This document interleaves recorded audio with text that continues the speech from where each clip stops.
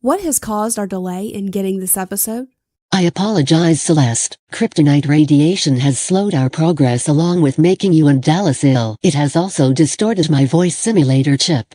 Oh, yeah, it's been rough. But the 90s acting doesn't help. I'll leave that commentary to you, sir. Opening comms now. 3, 2, 1. Okay, what is happening here? Where are we?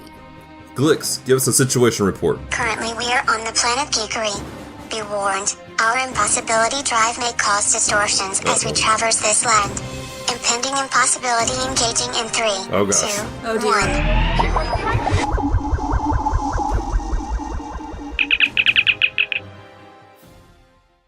Comms are now open to devoted geeks. Hello, devoted geeks, and welcome to episode 59 of Comm Talk, the podcast extension of Geek Devotions, the YouTube show from devoted geeks who are devoted to letting people know that they are loved. I'm Dallas, and with me is Celeste! All right. As you listen to this podcast, please interact with us. Send us your thoughts on what we are saying via Facebook, Twitter, and Instagram. You can find us simply by looking up Geek Devotions. Do us a favor and leave a review on Apple Podcasts. Comment. Please interact with us on our social media. All right, cool. So currently we are making our way through the Superman. Making our way downtown. Walking around. Yeah, we're making our way through the Superman district of Planet Geekery. And it's been a journey. Our Glix's impossibility drive has glitched on us, and so we're not able to travel as quickly as possible. So we're trying to get through it, going sector by sector, and it's been interesting. Walking.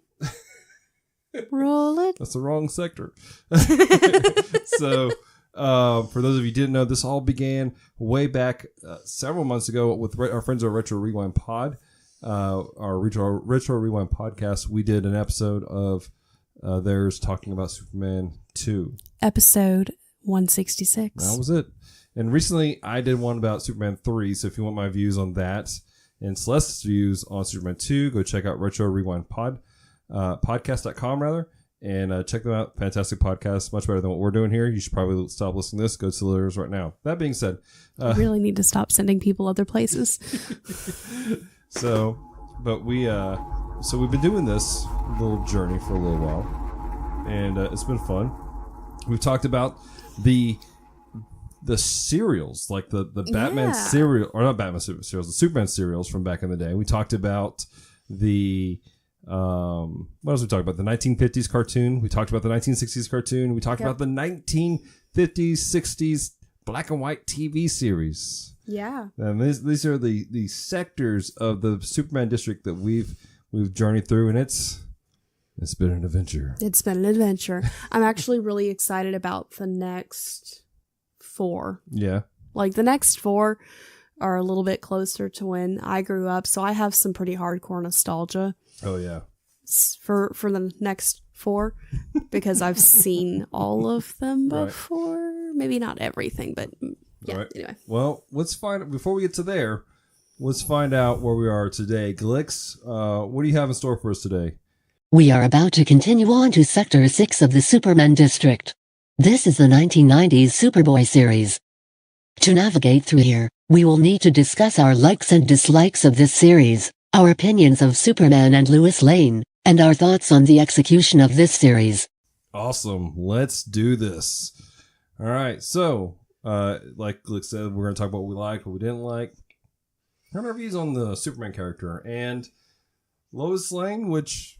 And this one's not Lois Lane? It gets interesting in this one. So we'll get to that. We'll cross that bridge when we get there. Yeah. All right. So Celeste, we'll start off. What did you like about this series? This 1990s Superboy series. It's super early 90s. It is super, like, baby 90s. Are you making like a Superman joke by saying Superman? No, I'm trying to excuse it. Talk about what you liked. Trying to excuse it. I liked some of the humor because it was the classic 90s humor, if that makes sense. I think I know what you're talking about, but can you define it a little better? No. It's kind of like it's like that overstating. Yes, it's like the over dramatic. Like Yeah. people think that I'm over dramatic just because. No, it's I'm a 90s kid. This is what we do. Right? Yeah, like watching it hits that nostalgic feel to us. Oh yeah, I mean, absolutely. It felt like I kept waiting for Zach Morrison to come in. Yes. You know what I'm saying? Or the people in the red swimsuits. The red swimsuits. What show was that? They'd run. Baywatch. Yeah. What? What's happening here? This is a Christian podcast. It came on right after something I was allowed to watch, okay? I know that's all I know about the show. So, but legitimately, I mean, it's that level. That's where we're at in this series. It's completely 90s, much like how the New Adventures of Superman, which we just covered in our podcast, captured the 60s. This captures Oh yeah, the 90s, like the hair, the clothing, clothes, like the bad music. Like I was so relating to my girl's hair because not only was that the style that everybody wanted, but nobody could get unless you had one of those stupid crimpers and a hair that actually worked in the crimpers. But it was like perfect. I'm also going, you've lost pens in that hair. I relate to this. Yes, you have. I lost pennies, not Right. pens. Right. So I think that's one thing we could talk about that we both enjoyed was the nostalgia feel of it. Yes. There was a level of like, wow, this is quite interesting.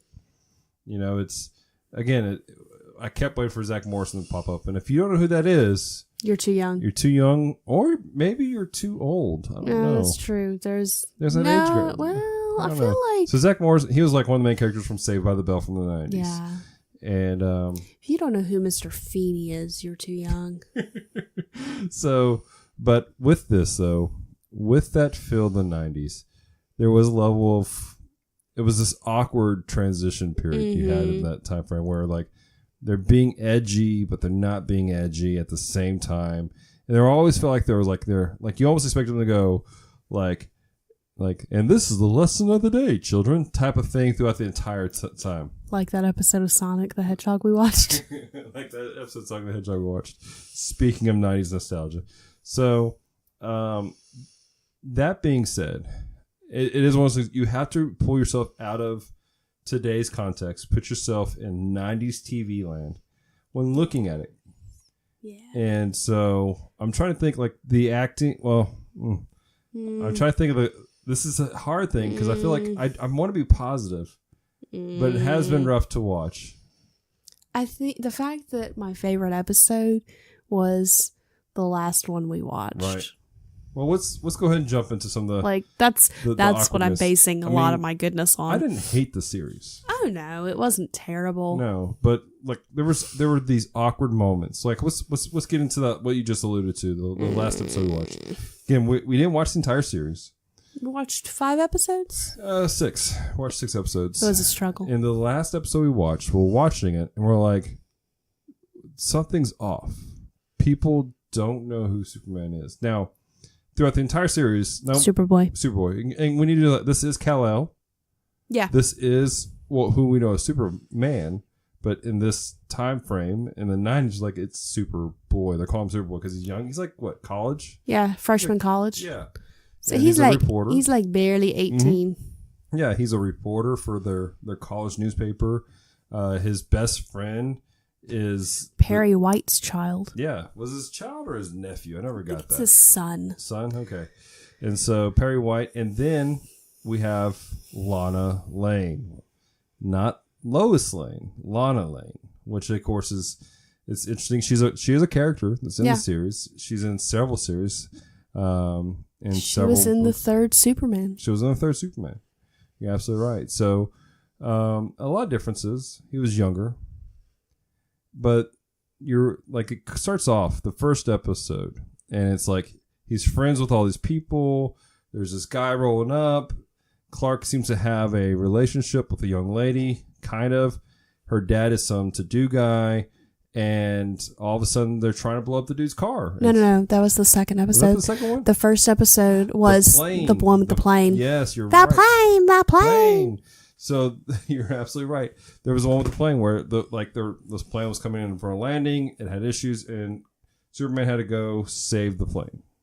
He had to go up there, catch it, and everyone knew who he was for the most part. And they were chill with it. They were chill with it. Like, there's some people like, who are you? Like, oh, I'm Superboy. And everyone, for the most part, people in the scene, outside people who flew, literally flying in from another nation, understood who Superboy was. We see later he lands on a battleship. Yeah. And they're all like, oh, it's Superboy. And they're like cool. The military knows who Superboy is. Right. And then we get to episode 6. Right. What happens? It's a whole new world. It's like somebody... I was hoping you'd do that. It's like somebody hit them with a Bizarro stick and they all forgot. I almost made him spew water, guys. I almost made him spew water. I was not expecting a Bizarro stick to be swung. Apparently that makes Dallas spew water. Glix, you might want to clean that up. Dallas, do try to keep liquids away from my console. Thanks, Glix. Appreciate that. All right, so Celeste, you're saying Bizarro stick was swung. And everybody forgot who Superman was. Mm-hmm. Superboy was. They didn't know. They didn't know who this person was in tights. Like, everyone was having the normal reaction of, what the heck? So... Like, they were all genuinely surprised. Yeah, they're like, who? What is that? Why is it coming at me? Right. And you, for the first time, you have context of, like, this is a young Superboy who's never been seen before. Because he hasn't. As it turns out, whenever this series first aired, they aired it out of order. Much like another show we all love. Sniffle, sniffle. Stay shiny, guys. So, but it aired out of order. And so, and I'm not really sure why. Like, you and I were talking about it. Like, this first episode, gave context to what was happening. It gave us action. Yeah. Some drama. Like, this, like, right out of the gate, we're dealing with, like, heavy stuff. We're talking about, the consequences of nuclear war. We're dealing with life and death. This is a heavy episode. And it establishes a base for what's happening. We introduce characters properly.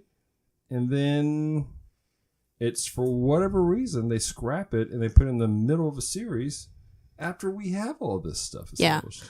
Well, and it makes the first episode make so much more sense because what they were doing was character building. Mm-hmm. But to us, it just looked like they were character building and we don't know who anybody is. Yeah, they legitimately expected you just to know who everyone was right off the bat with the way the series plays out. And again, we're watching this on the DC Universe app. And at first I thought, did the app screw up? Yeah. Remember, you and I talked about that. We, a while back, Celeste and I had bought the Farscape box set.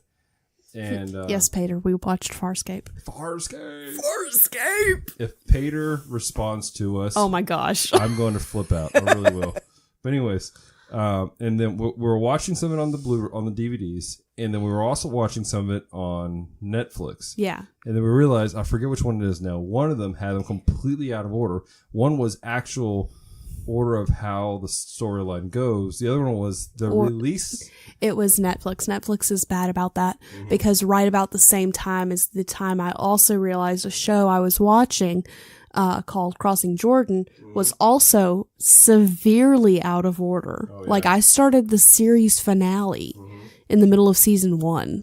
And so it was, but it legitimately was aired incorrectly. Right. And so it was frustrating, to say the least. So, as far as the execution and everything, it was rough. Yeah. And again, we had to make allowances. This is the 90s. Yes. And I'm trying to remember. I'm thinking back.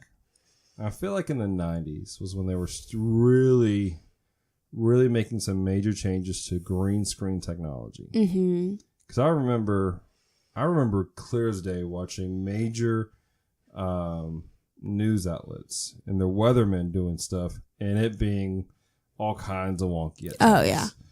And so now that said, this is a TV series. It went on for 4 seasons. Somebody liked this series. So my question is, though, what channel did it premiere on? Because you have the channels that like they're backed by some pretty good money, and then you have the channels that are just like local channels, which I love. The local channels, they do great things, but they tend to have shows that the quality is not as great, and so you go in knowing, okay, I'm watching this on this channel, so it's not going to be as great if it was one of the major ones. It's like you don't go to PBS expecting ABC. Right. You go to PBS expecting BBC. So I looked it up real quick. It was, it looks like it was done by CBS, if I'm reading this correctly. Really? And so, and it had input, like some of the producers of it were the guys who did the original Superman movies. You would think that it would, because it really kind of, like, I almost expected you to come back and say this was on The Frog. It's strange. I don't know. Because there were moments where like the green screen was bad or the CGI was bad. But again, 90s CGI. There was a scene when he flies through a window, and then you have this awkward, like, all of a sudden there's like this explosion of glass. That really, well, you could tell, like, okay, that wasn't there, guys. And so it was awkward all the way through. But at the same time, if I can say this, even though it was awkward, there was something strangely charming about it. Yeah. And I'm trying to figure out if it's that because of the way it was done, or if it's the nostalgia train. I think it may be a mixture of both, because it, we had a hard time getting through the episodes. Even with the nostalgia train, it was kind of rough because we were like, we really don't want to watch this. We want to watch something else. We need to watch episodes of this so we can do a podcast. But it was, they're coming out with all this cool stuff on the DC app, and so we see that and then go, nope, we're gonna watch Superboy. But but I think that the reason that it is so charming is the same reason that people still love the original Superman movies. Yeah. Is because it had that air of, well, this is, truth, justice, and the American way. And he even says that in episode 6. In episode 6/1. Now, that being said, like, there were certain core values that he had out. Like, even though they're trying to be edgy.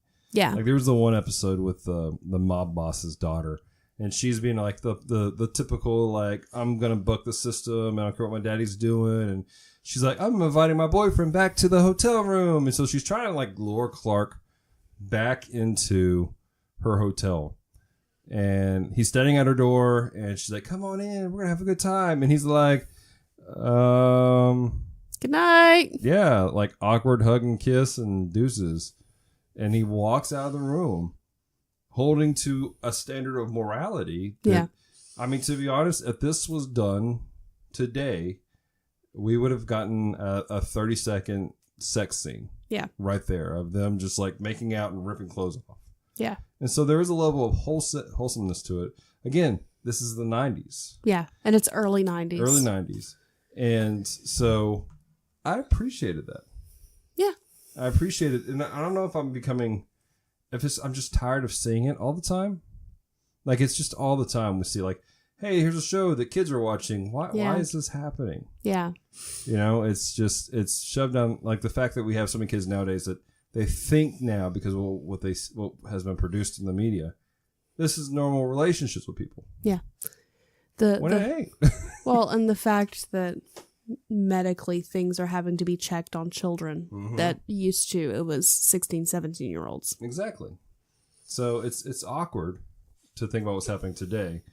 And while the scene is awkward with him, it kept to the mindset that Clark is kind of an awkward, wholesome individual. Oh, he is very awkward. And I appreciated that. Yeah. And then at the same time, you had these, like, really interesting story. Like, there was the storyline about the man that lived in the junkyard. Like, oh yeah. Like, again, it was a brief 23-minute episode, But it was interesting because you had this Holocaust survivor who was a brilliant scientist, holed up in a junkyard that he booby-trapped. He mistakes Lana for being his daughter or granddaughter. I think it's his daughter that he thought that she was. And he's having like this mental breakdown. And he thinks everyone's out to get him. He thinks that Superboy is a Nazi. Mm-hmm.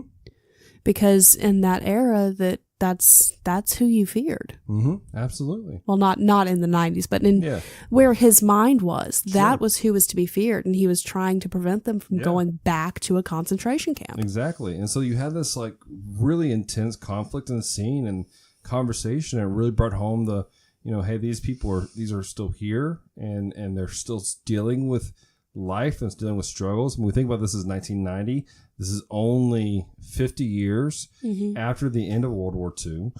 I mean, it's still, for some people, fresh. And so I think it's good for maybe the younger audience who are watching at the time, and they're going, wow, that's intense. And then Grandpa is like, well, that's real life for me. Yeah. Oh, that's real life for some people that's dealing with this stuff right now. People don't remember how close that was. Mm-hmm. So, absolutely. How it's not as far off as the history books make it seem. Exactly. And so I appreciated that scene. Yeah, they were definitely dealing with issues, with real world things. You had the episode about the nuclear bomb. You had that episode. You had an episode with a gangster. Yeah. Which, in my understanding, in California was a pretty big deal at the time. So, I mean, they're handling things that were going on in the world, but handling it through Superboy, who is this awkward, moral, wholesome kid. Yeah, absolutely. So, I appreciated it for that. Yeah. And so, all right, so here's what we're going to do. We're going to take a quick little break, and then when we come back from the break, we're going to break down our conversation about what do we think of the Superboy and of the Lois character, and then our final rating on the film, and that's how it's going to work. So, catch you guys after this break.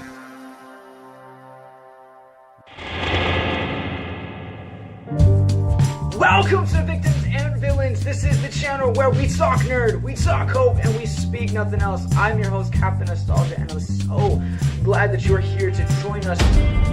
Victims and Villains is a podcast and YouTube channel that marries pop culture and suicide prevention, producing content with the intent to let people know that there is hope and that there is a better way, and that each and every listener has value and worth.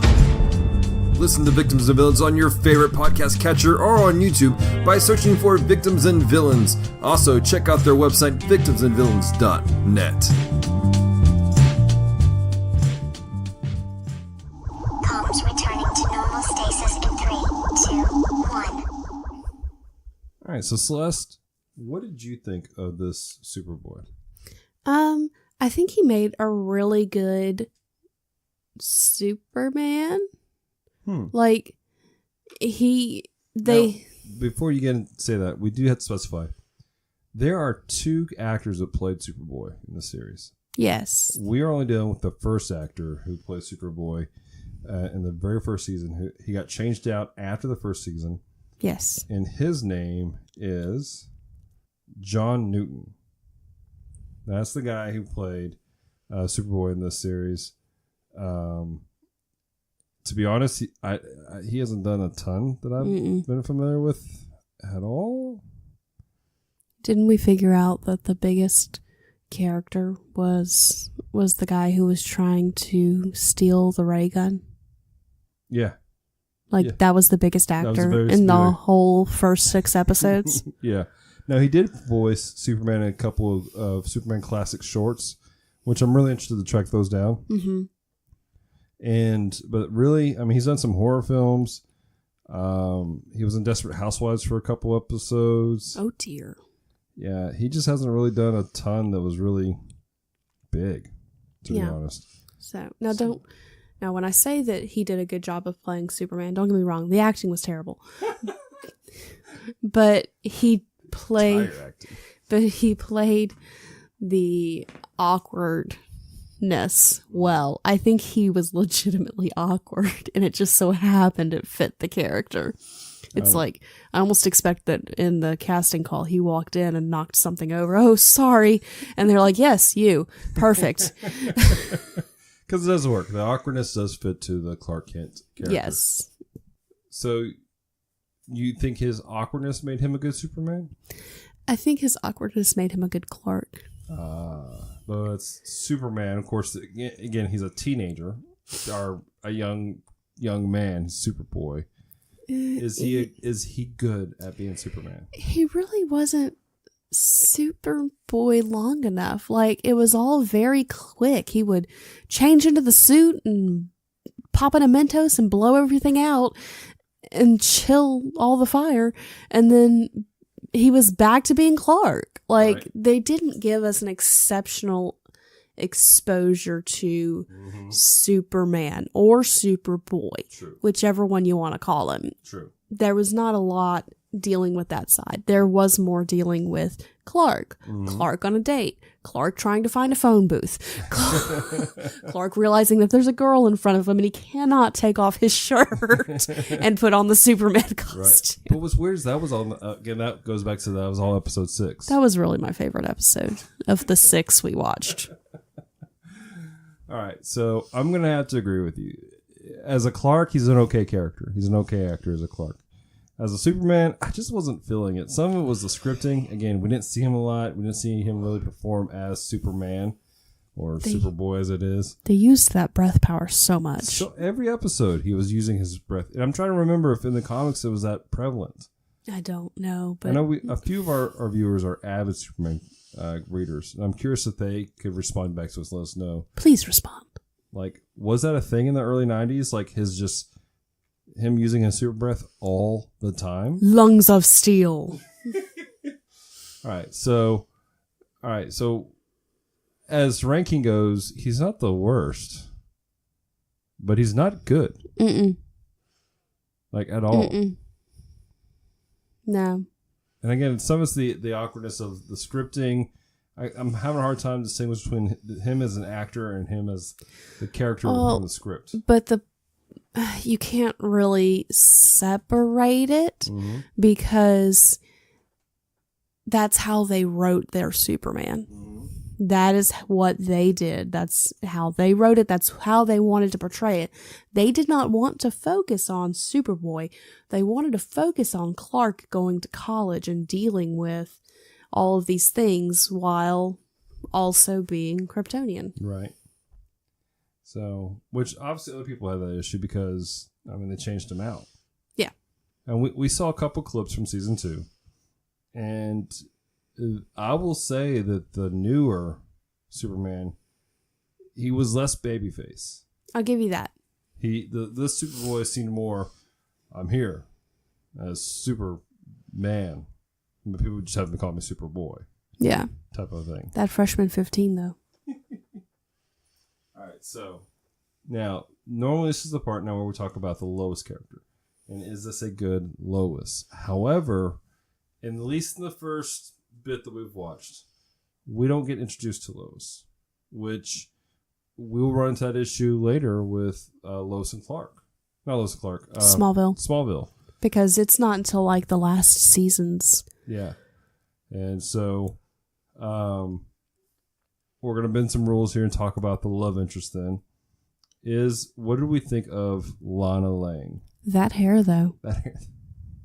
Besides her hair, what did you think of her as a character, as an individual? I mean, she wasn't terrible. She's more than her hair, Celeste. That hair takes up a lot of the screen. It's the 90s, people, and her hair was curly. Yeah, she was, like, I liked her character. She was a good character. She made the good, like, run into the fight. I'm going to fight the bad guy. I'm not going to go down without kicking and screaming. But did a good job of, like, not being raw. Like, I don't know how to explain that. Like feminist, angry feminist. Yeah, basically. Yeah. She's not angry feminist, but she knows how to take care of herself. Yeah. No, she was kind of take charge. The first episode, she was kind of annoying. Yeah. She's like, we're fighting the bomb. And she got pulled into it way too quickly. I see what you're saying. Yeah, she was the a one that little. should have been the first episode, but episode 6. She was a little naive. But that's kind of to be expected, because if that was the first episode, then they were freshmen and hadn't been there for very long. Exactly. So I thought you were talking about the other first episode where she was all jealous. And she was very annoying in that, but it was because jealousy is annoying to watch. It's like, suck it up. Yeah, it was kind of off. Go state your feelings or don't. But she wasn't a bad character. She was strong. She was fairly independent. She was kind of annoying at times. Like the episode where she wanted somebody to come hang with her. Yeah, which ironically is the one that I like the most because of the depth of the conversation with the Holocaust survivor. Right. The first 10 minutes of it, the first act, I'm really annoyed with her because she's like a spoiled brat. And she's like, come hang out with me. She takes Clark's hot dog and she's just like, we're going to do this instead. And he's like, what are you doing? I was going to eat that. Right? So she was annoying in the first, but then like when you see her interact with the gentleman, she blossomed as a character in that moment. Yeah. And as an actress, she did really well because she went from being annoying to being understanding. Now, again, all of this with the mindset of this was 90s acting. Exactly. And at the same time, like, it'd be like you had like, oh, that's a good character. Oh, that's trash. That's a good character. Oh, that's trash. It's kind of like if you go back to the 90s, just because it's prevalent for me, is Saved by the Bell. Yeah. And you had, what was her name? I forgot the character's name. I didn't watch that one as much. I know. She was the one that was like just kind of the angry feminist for 90s. Angry feminists in the 90s were different from they are today. That's true. But she was a character from the 90s who she had big hair. She was always athletic and running stuff. She wasn't the cheerleader that Zach Morrison was always interested in. She was the dark-haired one that was with the guy that was Latino. She was tall. I think I had a Barbie that was her. Really? Yeah. I could be wrong. I had a lot of Barbies as a kid. Right. From shows I didn't watch. Oh, yeah? Well, it's like the reason I remember Baywatch's, what the swimsuits look like, is because I had a Barbie that was a one-piece Baywatch suit. Jessie Sapano. That's who the character was. But she had these moments where you're like she's a horrible, like you're like, wow, you're just really annoying.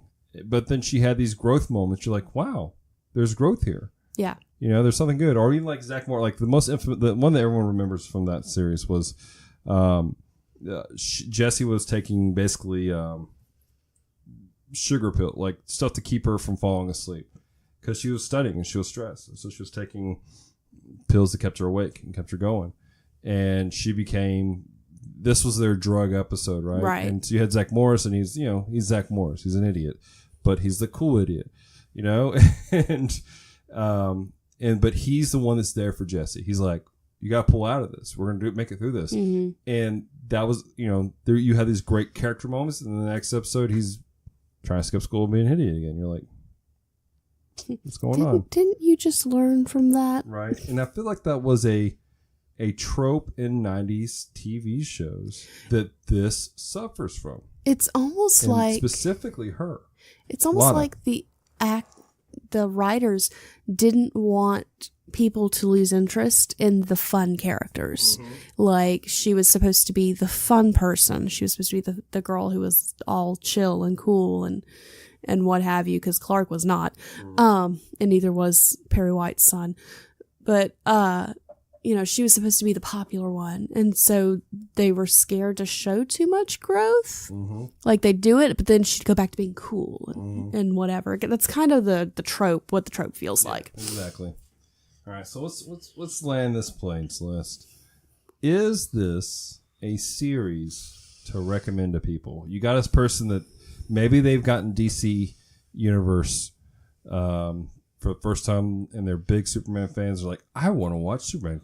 What do you recommend for me to watch? Or maybe they're just a person that they're getting into Superman and they're like, you know what? I saw Man of Steel. It was cool. I liked it. Saw Batman v Superman. I didn't like it, but then I watched the extended edition, and it was so much better. That's spoilers for a later podcast. Oh, my gosh. And so, all these things, right? And they're like, hey, Celeste, what can you recommend for me? What Superman series can you recommend for me to watch? Can you, in good conscience, recommend Superboy from the 1990s? No. Oh, okay. Well, you heard it here first. I wouldn't. It's not. It's an entertaining show. Mm-hmm. And if you're feeling the nostalgia train for the 90s, yeah, go ahead and watch it. But it's not quintessential Superman. It's not necessary. It's not groundbreaking for you to watch it. No. To be able to understand what's going on with Superman. Like, it's not even on the top list of ones to recommend. But Celeste, this is a series, though, that has run 4 seasons long. Now, granted, we haven't seen 4 seasons.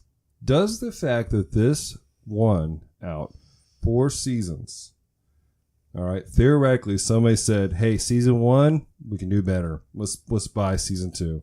They bought season 2. They did it out. They're like, you know what? We can do this again. Let's do season 3. And so they did season 3, and they're like, let's buy out season 4. And then they're like, wow, we're out of ideas. All right, so Dear God, what is that ignore thing? season 4. The fact that it got bought up 3 times, does that change your mindset a little bit? No. Really? Like, I don't even necessarily want to go and watch the rest of the season. Like, just the clip we watched of the other Superboy, not feeling it. So, now, maybe it would be worth watching if, like, I randomly got in the mood to watch something from the 90s, but it's not going to be my first go-to for anything Superman. Right. Okay. Well, I'm probably going to be in a very similar camp to you in this. Oh, good. It's hard to get through. It is. It's real hard to get through that. Even with the nostalgia, it's hard. That being said, you know, when we watched it as a background piece, it was enjoyable at times. We had those moments. We talked about those moments. There was some depth in those moments. I think that if you are riding the nostalgia train for something 90s and you can't get Saved by the Bell or Family Matters, Boy Meets World, or any of those things, put on Superboy. Put it on the background. You know, do some cooking while it's going on. It's like watching it the entire time. I feel like I'm transported back to 1992. I'm in the living room playing some games, like playing with my toys, doing a little bit of homework on the side. Mom's cooking something in the kitchen. I'm waiting for my stepdad to get home. Damara's doing something. Like, I'm back there. I'm there. I'm locked in back in the 90s. But I don't think it's enough to hold me today to go back and watch it. And I can't go, hey, you've never seen this before. You have to watch it. I'm not excited telling me to watch this. Well, and especially considering that it is now 2019. We have a whole generation of people who don't remember the 90s. Like, so they don't have the nostalgia train that we have. They're not going to look at that and go, oh my God, that's so the 90s. I feel like I'm a child. No, they're going to go, what is this? Yeah. Like, and some people say, well, that's because it's just old. You can make the case for anything, but we've had things that we talked about that were like, everyone should watch this. Yeah. 1950s Superman cartoons. Absolutely. At least the first 7 episodes. I think everyone who says that they are a Superman fan has those. If you're new to Superman, I think you should check them out because they're interesting. Yeah. There's a lot of depth to it. It's beautifully done. And it gives you a good concept of who Superman is. Exactly. And so, obviously, Superman 1 and 2, highly recommend to people watching. Yeah. You know? Don't do 3 and 4. The other Superman films, well, you're going to hear our reviews later. Yeah. But I can honestly say this has not aged well. No. the acting is, I don't know how they made it past the first season. Subpar is the wording I would choose. It was rough all the way. So, I mean, unless you are just riding a nostalgia train and you're like, I want to watch something else other than Saved by the Bell, go watch this. I'm not even a fan of Saved by the Bell. Let me put that out there. I didn't like Saved by the Bell. I liked Boy Meets World better. So, yeah. So that's our thoughts here at Geek Devotions. And at Comm Talk, we've made it through the Superman district, our sector of Superboy. And thank God. we're happy to be done with it. This is twice in a row we've not cared for the Superman. Mm-hmm. So, all of that being said, Glix, what is our next sector? Our next sector will be 1993's Lois and Clark, The New Adventures of Superman. Okay, well, that sounds fun. I'm actually pretty excited about this one. Yeah. I have some serious nostalgia. You do have some serious nostalgia about this one. Like VHS nostalgia. Well, also with this one, though, we have a special guest. Yes. That has been on our show once before. Once before? On our podcast. And what did you guys talk about? We talked about Star Trek. Mm-hmm. And now you guys are talking about Superman. Except you're going to be in the conversation, too. I'm being this time. I'm excited about being in this time. Although it's going to be interesting how this plays out. We're going to have to give him the loud mic. So, but yeah, hey guys, thanks so much for hanging out with us. You know, check all this stuff out. Do us a favor. We want to say thank you to all of you devoted Patreon geeks out there. Thank you! You guys are amazing. Literally, this particular series that we're doing right now would not be possible without you, without your support, without your financial support. You guys made it so that we could do all these Superman things, and we appreciate it. We hope you're enjoying this type of content we're putting out. And Celeste and I are on the road to creating some stuff so that we're a lot more regular with this. There's a potentiality of this becoming part of a greater network, potentially down the road. And at the same time, we are doing this. We don't just want to do this just to do it. We want you guys to have some value out of it. So we want to hear from you. Let us know. Message us. Like our friend Dale, who is I an love amazing, it when Dale talks to us. Amazing devoted geek. He's been with us since the beginning. Beginning. He just went back and listened to one of our podcasts on YouTube, which, by the way, you can find these on YouTube. And he left a whole comment, like a huge comment, just talking, breaking everything down. It was awesome. It was great. We want you guys to communicate with us. The thing I like about Dale's comments is you can tell he has listened to the whole thing, and it's almost like he's writing the comment as he's listening. And so he's like, it's like moment by moment, and he's picking topics and what he thinks about it. And it's really well thought out. Now, we're okay with just hey, I liked this. But, you know, if you have deeper thoughts, share them. Not deep thought. Because deep thought is 42. Yes. So, but yeah, let us know your thoughts on this. Also, guys, do us a favor. Right now, we're in the middle of a series on YouTube called Gotham City Gospel. Gotham City Gospel. And our friends from the Healing Place School of Ministry, they've taken over the channel. We got the opportunity to walk them through what Geek Devotions is and how we do it, and we expose them to some geekery. And some of them were very uncomfortable with it. And you're going to actually hear them, like, they'll say, like, I just wasn't sure about this in some of their stuff. But I'm proud of them because, you know, they put some work into it. And so they've created some devotions for you guys and some extra Tuesdays. Yes. And so those are coming out. We just had this past week come out. The first one dealing with the Court of Owls. Yes. The first one of them, the Gotham City Gospel started all at the beginning of May, but we had to, we are bookending them. So that being said, we had originally said that we were going to have a podcast with them, and we'd said that on podcast. We did say that. I need to apologize because of the way things worked out, we weren't able to do that at all. So they will not be making an appearance on the podcast. Right. It's just us and my dad. And other people.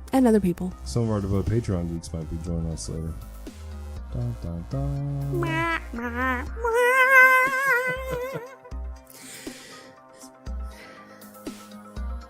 Thanks so much for taking the time to listen to Comm Talk today. If you have loved this episode, head on over to iTunes or Apple Podcast to subscribe, rate, and leave a review. It is very much appreciated. So until next Sunday, not the next Sunday, but the next Sunday, stay devoted. Peace and love.